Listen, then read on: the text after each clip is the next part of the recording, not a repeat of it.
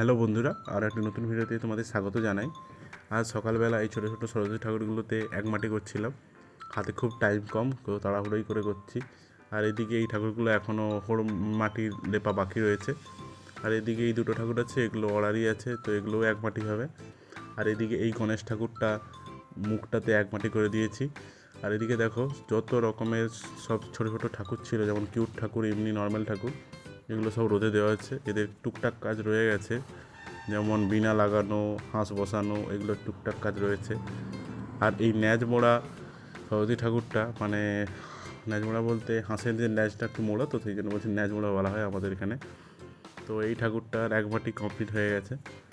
আর এদিকে বড় ঠাকুরটার মাথাটা লাগানো হচ্ছিল। খুব বড় তো, বাবার হাইট কতটা দেখেছো, কতটা উপরে উঠে বাবাকে লাগাতে হচ্ছে এই ঠাকুরের মুখটা।